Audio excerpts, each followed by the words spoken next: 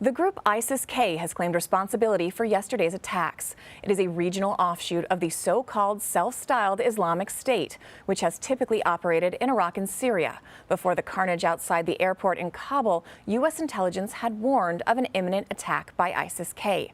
For more on this, I want to bring in Olivia Gazes. She's our intelligence and national security reporter.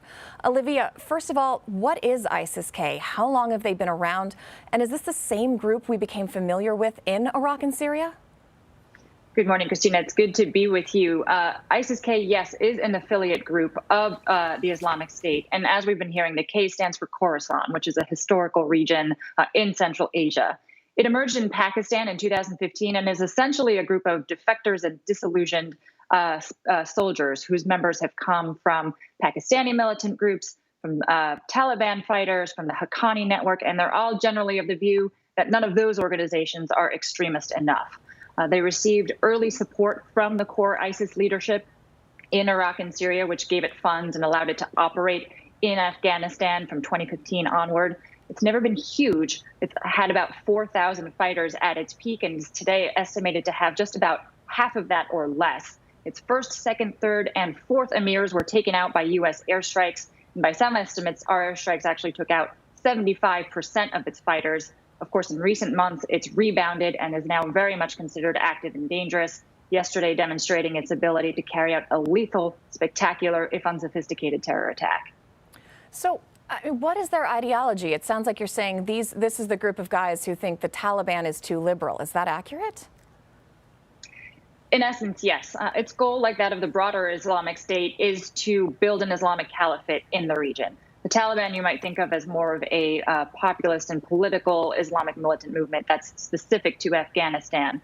So even though sometimes their goals of violence can overlap, these two groups are essentially rivals, if not enemies, and they have a very bloody history. ISIS-K has carried out hundreds of attacks since its founding in Afghanistan and dozens of attacks just this year, a lot of them targeting Afghan parliamentary elections, and they've actively sought to undermine democratic processes that were burgeoning in Afghanistan.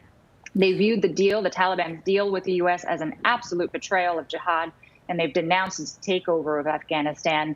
So these attacks, although they were first and foremost an unbelievably tragic strike against the United States, they were also a significant strategic blow to the Taliban, which are, of course, actively looking to demonstrate on the world stage that they can govern and maintain order and security within the country. And I know there were some fears that members of the Taliban who were also unhappy with them negotiating with the U.S. in Doha or negotiating with the Americans on this withdrawal, that they would then defect and go to ISIS-K, who they thought was more in line with the Taliban of old, not this new rebranded Taliban 2.0.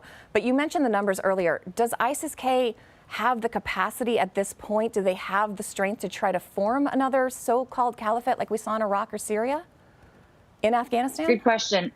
Yeah, good question. It may not have that capacity at this moment, but as we have heard, there's no doubt that the recent events in Afghanistan, the Taliban's takeover, and especially yesterday's attacks have been an enormous boost and inspiration to extremists everywhere, right? I mean, intelligence officials have been warning that the symbolism of this moment is a hugely effective recruitment tool for terrorist groups of all stripes. So absolutely, this paves the way for more extremists to travel to Afghanistan, more adherents to pledge allegiance to ISIS and ISIS-K, to organize, to start plotting attacks.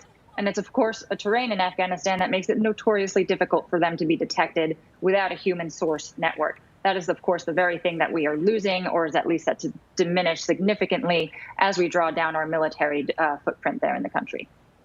And what are your sources telling you about the odds of them trying this again in the next couple of days before the U.S. leaves? Unfortunately, that they are very high. The CENTCOM commander, of course, yesterday said that the threat to U.S. forces are very real and that there are extremely active threat streams against the airfield. Those can range from a vehicle-borne a bomb to a rocket attack against which we have more robust defenses to another walk-in suicide vest scenario of the sort that we saw yesterday. General McKenzie said that there's a need to balance two things at this moment, obviously maximizing the number of people who need to come out of Afghanistan, evacuees who can get through, and drawing down the remaining U.S. forces on the ground. But there are still crowds today, massing at Kabul airport. So they're still making this awful choice between being killed by the Taliban or killed in a terror attack. And as long as there are these crowds and a U.S. military presence at the airport, it poses a significant and an attractive target that's available to ISIS-K and, frankly, to other terrorist groups that are now operating in Kabul. Olivia Gass is our very intelligence and national security correspondent. Thank you. Thanks, Christina.